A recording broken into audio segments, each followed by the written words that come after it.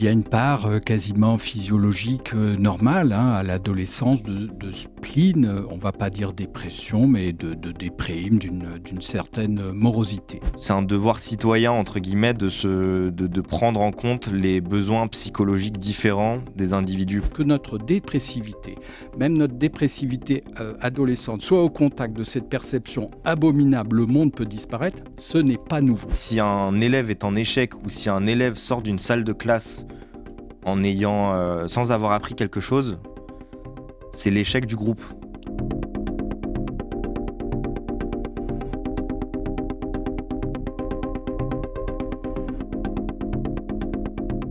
Bienvenue dans Grandir, le podcast de Vers le Haut en partenariat avec Bayard Jeunesse. Cette semaine, on s'intéresse au mal-être adolescent. 14% des collégiens et 15% des lycéens ont un risque important de dépression et 24% des lycéens déclarent des pensées suicidaires au cours des 12 derniers mois. Ce sont les chiffres de Santé publique France.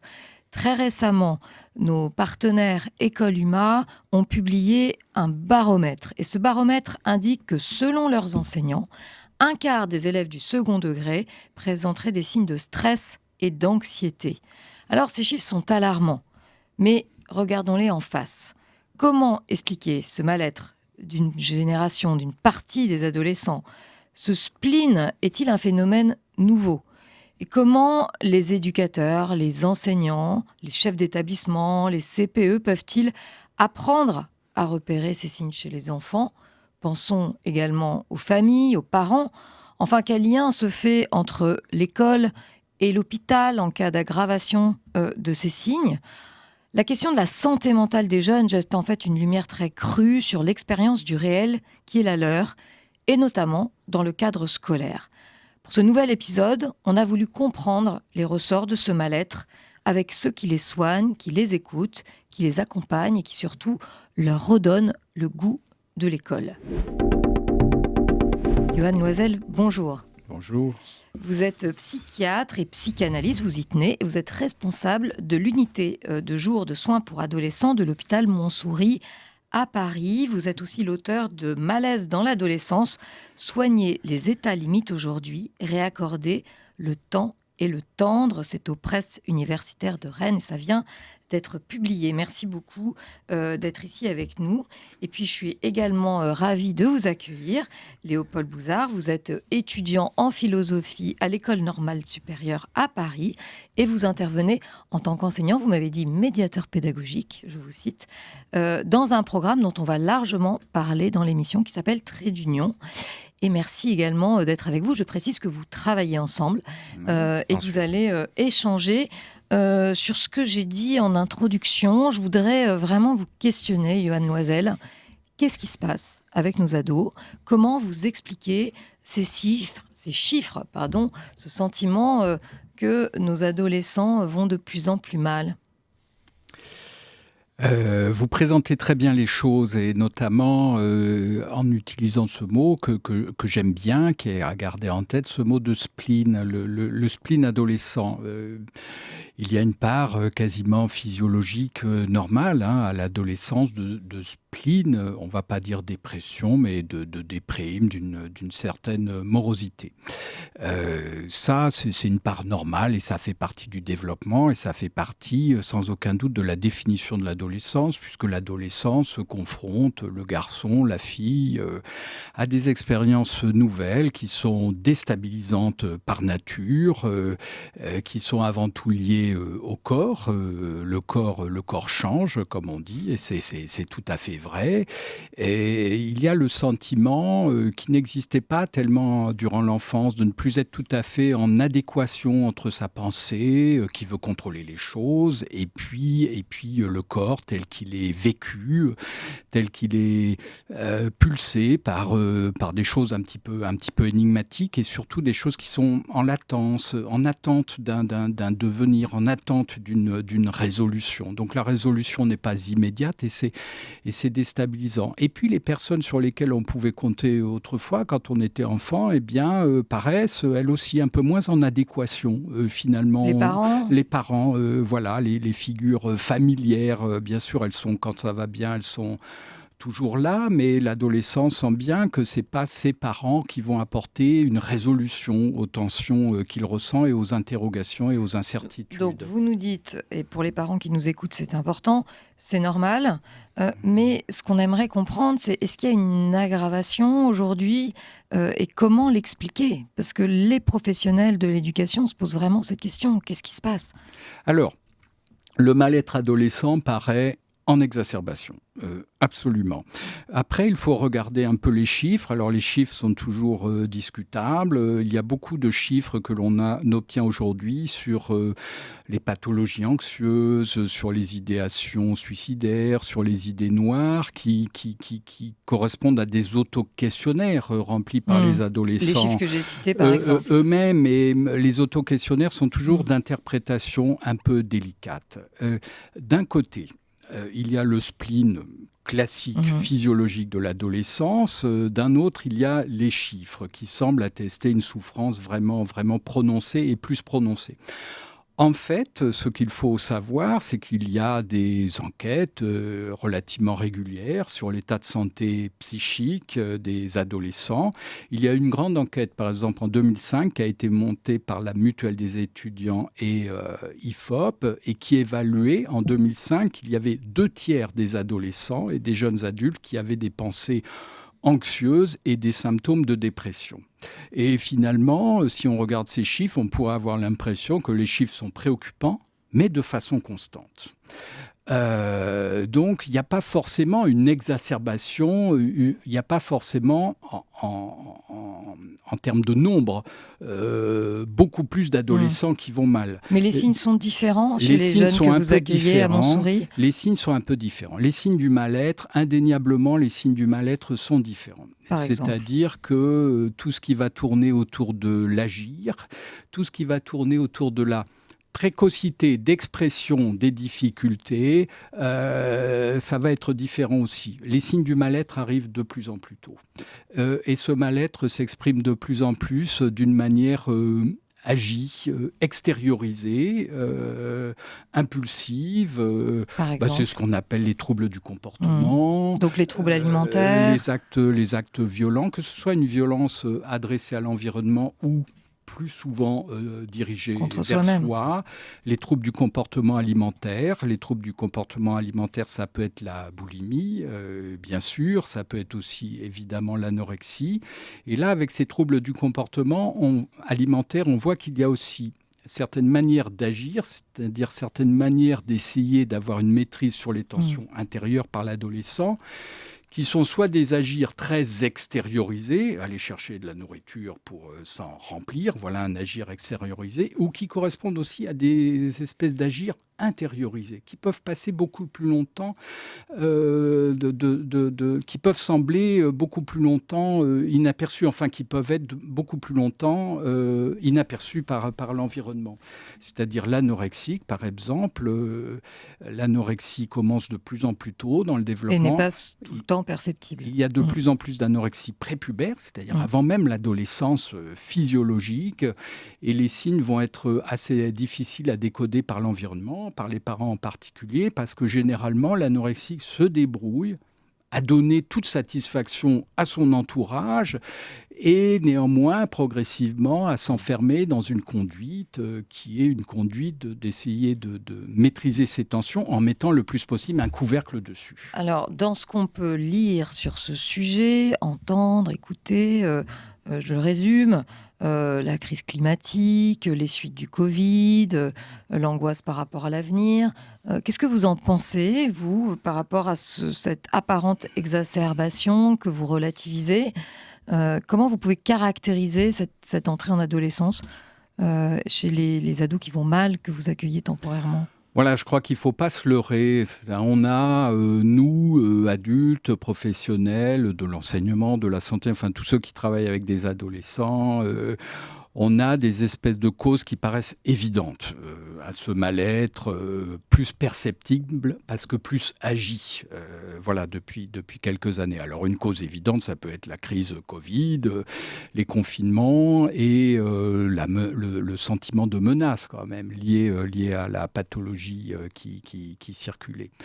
Ça peut être aussi l'inquiétude écologique. Bien entendu, ça semble être des facteurs évidents. En fait, le mal-être adolescent, il a commencé avant. La vraie exacerbation des difficultés adolescentes, elle date des années 90 à peu près. Et depuis, elle est à un niveau assez élevé avec, comme ça, avant la période Covid, des agirs, comme je le disais, qui sont de plus en plus précoces et de plus Parce en que plus nombreux. ils ont Donc, la on peut pression, pas... ces jeunes, c'est On ne ça? peut pas incriminer comme un facteur causal évident la période Covid.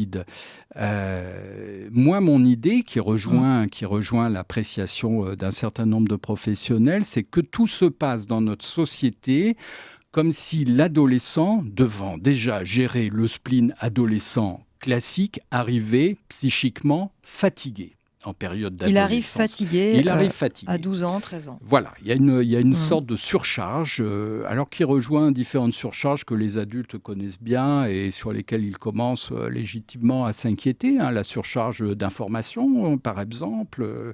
Il y a beaucoup de surcharge, il y a beaucoup d'enfants, on le sait bien, qui ont des emplois du temps extrêmement serrés, comme si avoir un peu de temps libre, de temps de répit par rapport à une quantité de choses à faire, de temps d'ennui et du temps de sommeil, même comme si c'était presque illicite.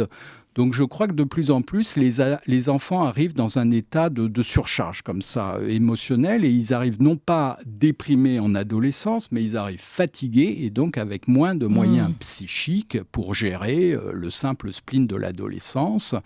Et donc là, les tensions ont tendance à s'accumuler, on ne sait pas quoi en faire, et effectivement, mécaniquement, on est dans l'explosion, ça sort, ça agit, ou dans l'implosion, on essaye de contrôler de façon forcenée, on s'acharne, et ça peut être l'anorexie, ça peut être des pathologies comme ça dans le retrait, ou les fameux hikikomori, les adolescents, les hikikomori, les adolescents qui décident de ne plus sortir de chez eux et développer, par exemple, cette conduite addictive autour des jeux vidéo, mais en tout cas, à se confiner d'eux-mêmes pour avoir le moins de relations possibles avec le monde extérieur. Alors on va revenir à votre regard sur l'école parce que, je l'ai dit, vous travaillez ensemble dans le cadre d'un programme que vous avez initié, Yoann Loisel, il y a 2 ans, qui s'appelle Trait d'Union et qui permet à ces jeunes que vous accueillez à l'hôpital Montsouris, qui vont mal temporairement, d'avoir un lien quand même avec l'école, d'avoir un enseignement. Et c'est dans ce cadre-là que vous, Léopold, vous intervenez. 400 jeunes ont été accueillis dans ce programme. Et ce qui m'intéresse avec vous, Léopold, on l'a dit, vous êtes étudiant, vous avez cette expérience d'enseignement, de médiateur pédagogique. C'est le regard que vous portez sur ces jeunes avec lesquels vous travaillez, et surtout, je l'ai dit, vous essayez de leur redonner le plaisir, le goût de l'école quand ils en sont éloignés, quand ils en ont peut-être souffert. Donc, quel regard vous portez sur la manière dont ils arrivent fatigués, on l'a dit, et sur le parcours scolaire qui est le leur aussi. Qu'est-ce qu'ils vous en disent ? Alors, c'est toujours un défi parce qu'ils ont une capacité à tester nos limites ou à nous défier, qui est toujours fascinante, mais qui nous permet aussi de nous dépasser nous-mêmes. C'est des élèves qui ont des parcours très heurtés pour des raisons personnelles, familiales, parce qu'ils ont vécu des traumatismes souvent importants. Mais fondamentalement, j'ai jamais eu l'impression d'enseigner à des élèves différents des autres.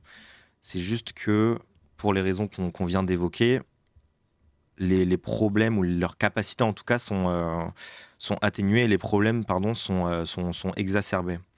Donc il y a vraiment ce jeu qui s'installe entre nous pour réussir à capter leur attention, réussir à les motiver quand ils ont une espèce d'énergie débordante, ou à l'inverse, réussir à les ancrer dans une activité qui parfois peut ne pas être aussi enthousiasmante que d'aller voir leurs copains dehors, etc. Vous pouvez nous donner un exemple d'activité ou de séquence pédagogique que vous avez avec ces jeunes ? J'en ai parlé plusieurs fois, mais parce qu'on a vraiment passé un bon moment récemment. En cours de sciences, récemment, j'ai voulu aborder les questions d'aérodynamique et de la manière en fait, dont les forces vont s'exercer sur les objets. Si on arrive avec un cours tout prêt et extrêmement théorique, en fait, au bout de 10 minutes, on va les perdre. Et d'expérience, si on a un déroulé et que c'est trop rigide, on va les perdre et on va perdre le contrôle de la séance. Donc, juste en réfléchissant et en repensant à la manière dont parfois il se distrait, je me suis dit qu'on allait aborder la question à travers les avions en papier, parce qu'il y a peut-être aucun objet dans la salle de classe qui rappelle autant l'inattention, etc. Et je trouvais ça chouette de réinventer en fait cette distraction en un outil d'apprentissage. Et donc, on a passé sur 1 heure d'atelier, 30 minutes, à d'abord analyser un peu tous les moyens, enfin toutes les raisons qui expliquent le déplacement d'un avion en papier dans l'air, que ce soit la force du mouvement, l'angle, ensuite la manière dont l'air, par exemple, dans une salle close ou alors en extérieur, va pouvoir potentiellement influencer la trajectoire, la gravité évidemment, etc. Et ensuite, bien sûr, la forme. Et donc, au bout de ces 30 minutes, atelier plus pratique où on tente différents. Chacun, évidemment, a envie de designer son propre avion en papier avec ses petites différences et bien sûr, ensuite, le signer, le décorer, etc. Puis, mise en contexte, concours, parce que dès qu'il y a une notion de compétition, évidemment, il y a une émulation. Et on voit qui réussit à l'envoyer le plus loin. Ensuite, on essaie d'analyser pourquoi. Puis, on essaie en extérieur. Et au final, on réussit à avoir toutes les étapes du raisonnement scientifique, de l'analyse théorique, de la production d'hypothèses, etc., jusqu'à l'expérimentation. Et ça leur redonne le goût, le plaisir, c'est un mot qui est important, je crois, du rapport à l'apprentissage quand ils en ont une expérience peut-être dégradée, insatisfaisante. Comment vous l'appréhendez, ça ? En fait, ça se sent tout de suite. Ça se sent dans le regard, dans leur manière d'interagir. On sent que même quand il y a des blagues, au final, c'est justement plutôt parce qu'il y a une espèce d'enthousiasme. Inversement, dans des ateliers comme celui de français de ce matin, c'est des exercices d'écriture individuels. Et là, pareil, ils vont être plongés. Donc, c'est vraiment en fait des facteurs comportementaux. On peut observer ça. Et c'est pour ça qu'on a besoin d'une certaine forme de sensibilité aussi, parce que surtout ces profils-là, quand on est à côté de la plaque, qu'on fait quelque chose qui... Ouais, tout de suite. On le sent en fait, c'est vraiment une question de...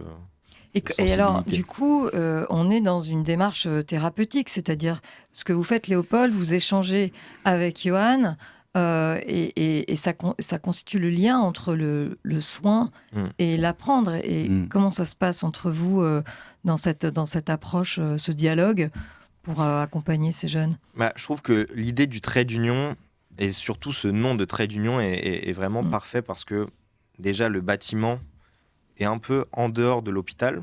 Il a Donc le bâtiment qui accueille ces jeunes et ces Exactement. élèves. En bordure du jardin, il fait vraiment le pont entre le lieu du soin et le monde extérieur. Les ateliers font le pont entre l'école et l'hôpital. Et nous-mêmes, on essaie en fait de jouer un espèce de rôle intermédiaire entre les élèves et le corps soignant. Et c'est vraiment une question d'échange et de maintenir de recréer en fait ce lien qui parfois est distendu entre le soin et l'école, et surtout entre les adultes et l'enfance / adolescence dans lequel ils se trouvent. Ça fait partie du soin ? Oui, ça fait absolument partie du soin. Alors peut-être, je voudrais ajouter quelque chose là sur les causes. Quand toi, Léopold, tu dis on a passé un bon moment ensemble, au fond, pour moi, c'est ça qui est thérapeutique aussi. On sait de mieux en mieux comment ça fonctionne une thérapie, comment ça fonctionne un soin psychique. C'est passer un certain moment ensemble qui peut être au début un peu déstabilisant. Tiens, qui es-tu, Léopold ? Qu'est-ce que tu vas apporter ? Est-ce que tu es un médiateur ? Est-ce que tu es un enseignant ? De quoi il s'agit ? Est-ce que ça va réactiver des blessures d'école ? Voilà. Mais au fond, tu as cette capacité d'animer quelque chose, d'animer un espace, effectivement un peu détaché du soin, un peu intermédiaire, où il va se passer un bon moment. Et ça va faire ça va refaire passer le plaisir d'apprendre, qui appartient à chaque enfant, bien entendu. Mais si les adolescents arrivent en état de surcharge à un moment de leur parcours, si les enfants appelés à devenir adolescents sont déjà fatigués, c'est que ce plaisir d'apprendre, au fur et à mesure du développement, il s'est un peu amenuisé. Il s'est dramatiquement amenuisé et le système éducation nationale est fatigué, lui aussi. Et un des drames actuels qui explique beaucoup de configurations malheureuses, c'est que les enfants adolescents sont fatigués, les professionnels qu'ils rencontrent sont fatigués et quelque part, tout le monde est en état de surcharge. C'est exactement un des enseignements du baromètre que je citais tout à l'heure, d'école humain. C'est ça. Et parmi les causes, je pense que, vous savez, des époques malheureuses, des époques où on se dit l'humanité pourrait disparaître. C'est pas nouveau, c'est absolument pas nouveau. Déjà, il faut voir, si on se plonge dans un temps très, très lointain. Prenons quelqu'un qui est né dans les années 1880, qui va avoir sa petite vie, qui va décéder dans les années 1960. Bon, il sera né avec Victor Hugo, il va décéder avec les Rolling Stones. Vous imaginez le nombre de changements. Et il aura connu en plus 2 guerres mondiales, dont une où il est absolument attesté qu'une partie de l'humanité peut vouloir détruire une autre partie de l'humanité industriellement. Après, il y a les 30 Glorieuses. Les 30 Glorieuses, il ne faut pas exagérer, c'est un temps qui paraît très heureux, mais enfin, beaucoup de personnes avaient déjà cette espèce de cafard cosmique, de savoir, comme Oppenheimer, que l'énergie atomique était là, qu'on savait construire des bombes atomiques et que le monde pouvait disparaître. Que le monde puisse disparaître et que notre dépressivité, même notre dépressivité adolescente, soit au contact de cette perception abominable, le monde peut disparaître, ce n'est pas nouveau. Ce qui est nouveau, c'est l'anxiété des parents projetée sur les enfants. Justement, 2 choses pour terminer cet échange. La première, pour vous, Léopold, quel regard, je dis vous étiez un étudiant brillant, vous êtes à l'école normale supérieure, quel regard vous portez sur le système éducatif au regard de l'expérience des jeunes que vous accueillez? En gros, est-ce qu'il faut former les enseignants à la santé mentale? Est-ce qu'il faut prendre plus soin des adolescents?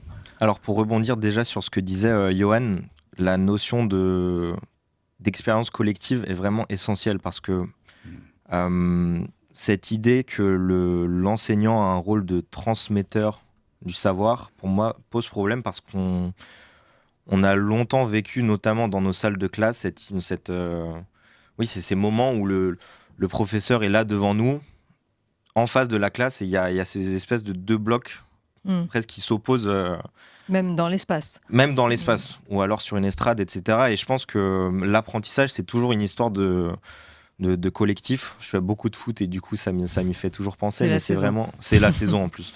Mais si un élève est en échec ou si un élève sort d'une salle de classe sans avoir appris quelque chose, c'est l'échec du groupe. Et je pense que c'est quelque chose qu'on oublie souvent. À part ça, est-ce que les enseignants et les enseignantes ont besoin d'être formés à la santé mentale? Je pense que c'est évident et même c'est un devoir citoyen, entre guillemets, de prendre en compte les besoins psychologiques différents des individus parce que... Et leurs propres besoins psychologiques. Exactement. En fait, ça bénéficierait à tout le monde et à l'échelle d'une vie, on traversera tous et toutes des phases dépressives, des deuils difficiles, des traumatismes physiques ou psychiques. Et ma mère est psy, elle est spécialiste de l'accompagnement du deuil et je pense que j'ai eu la chance d'apprendre beaucoup à son contact. Et d'où votre expérience actuelle, effectivement. Exactement. Je reviens dans le giron familial. Mais je pense que vraiment, c'est un défi qui dépasse largement le seul cadre de l'éducation nationale. Et autre question pour vous, Johan Loisel.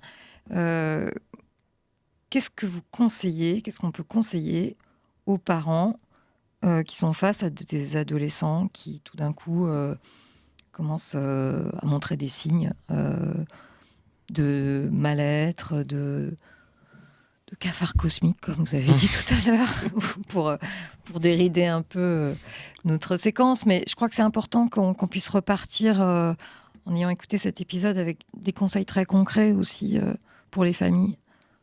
Ou pour les enseignants. Oui. Je pense d'abord qu'il ne faut pas psychiatriser trop vite les situations. C'est-à-dire que si donc le rendez-vous avec le psy... Oui, le rendez-vous avec le psy, ça ne doit pas être automatique. Ce qui doit être automatique, c'est se trouver un vrai moment de disponibilité psychique pour discuter avec son enfant. Discuter un peu en famille aussi de cet enfant. Qu'est-ce qui se passe? Est-ce que tu as remarqué des choses? Toi, comment il est avec toi? Voilà, qu'il y ait un vrai dialogue. Et pas un refus d'aller vers le dialogue parce que j'insiste un peu sur cette idée. Je crois que le vrai problème, c'est qu'au bien actuellement, les parents sont anxieux pour leurs enfants et projettent leur anxiété de la même manière qu'actuellement les enseignants projettent aussi leur anxiété. Le système projette son anxiété sur les ados. Après, si le dialogue est difficile, d'une part, particulièrement difficile, serré ou très défendu, ou génère une crise, quelque chose de très agi, là, il y a des indices d'alerte et qui doivent pousser les parents à aller voir un professionnel. Après, quel professionnel ? Nous avons aussi un problème dans notre système français qui est, puisqu'on est dans une société marchande, très marchande, considérons les choses ainsi, il y a un problème du côté de l'offre et la demande. C'est-à-dire la demande, elle est énorme. On le voit, les chiffres que vous avez évoqués montrent qu'il y a une demande de plus de soins psychiques. Peut-être avant d'aller voir un professionnel psy, il faut s'intéresser comment l'école pourrait être un peu plus bienveillante, comment on pourrait construire un système moins élitiste, un système avec davantage de solidarité, un système par exemple concrètement où on ne bombarde pas trop vite l'enfant, l'adolescent d'options à choisir qui vont laisser peser une menace. Si j'ai pas cette option, peut-être l'ensemble de mon destin va être contrarié, et qui en plus fragmente la classe en différentes sous-classe et finalement empêche l'équipe de foot, la classe, de se représenter solidairement comme demeurant une vraie classe et passant différentes étapes ensemble.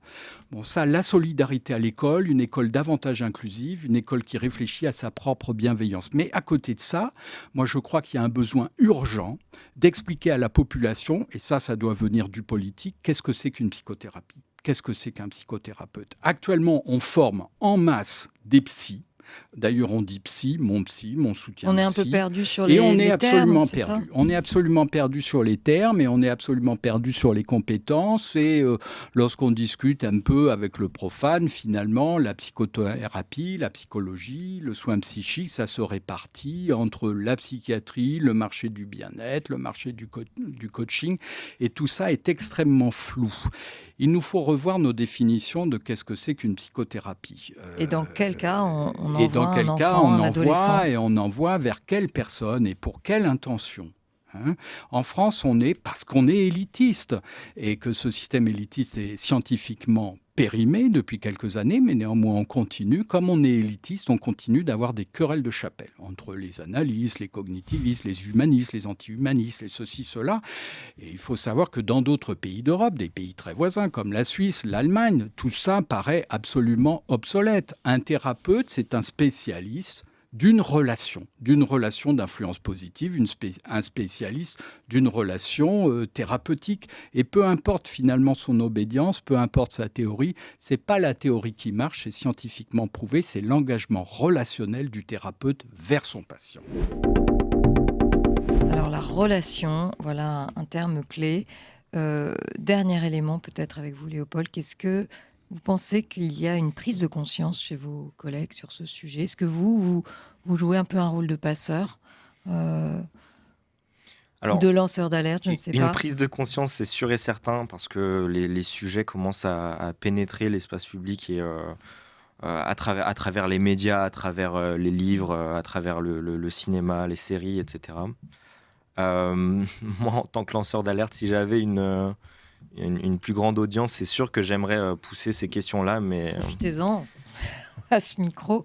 Mais quelle solution vous auriez envie de recommander ? On a écouté Yoann Loisel sur sa recommandation. Quelle serait la vôtre à court terme ? Je pense que ce serait vraiment de ne plus se focaliser sur les meilleurs et de se rappeler que l'enseignement, c'est aider les personnes les plus en difficulté à atteindre leur vrai potentiel, leur plein potentiel. J'ai entendu tellement de personnes au trait d'union, mais aussi les élèves que j'ai accompagnés auparavant en tutorat, se dénigrer, être persuadés de leur propre incapacité à apprendre une langue, à rédiger un paragraphe argumenté, etc. On est littéralement en train de détruire psychiquement, c'est un peu extrême, mais détruire psychiquement des futurs citoyens, des futurs adultes. Et ce lent processus de déconstruction de leur confiance a un impact concret sur la société dans sa totalité, parce que les gens ne parviennent pas à réaliser leur plein potentiel. Et je pense que c'est un coût sociétal énorme qu'il est extrêmement difficile d'évaluer scientifiquement. Oui, et puis qui génère de la violence. Écoutez, merci beaucoup. On va retenir ces mots, ce mot de confiance, de réalisation du potentiel, d'expérience partagée, de collectif. Oui. Ces pistes que vous avez lancées à ce micro. Merci beaucoup, Yoann Loisel. Merci, Léopold Bouzard, pour ce témoignage. Et on se retrouve pour le prochain épisode très rapidement. Merci de nous avoir écoutés. Vous pouvez retrouver cette émission sur notre chaîne YouTube et sur nos réseaux @VersLeHaut. N'hésitez pas à vous abonner à notre chaîne, à commenter, à liker et à partager surtout. On se retrouve pour le prochain épisode. À très bientôt.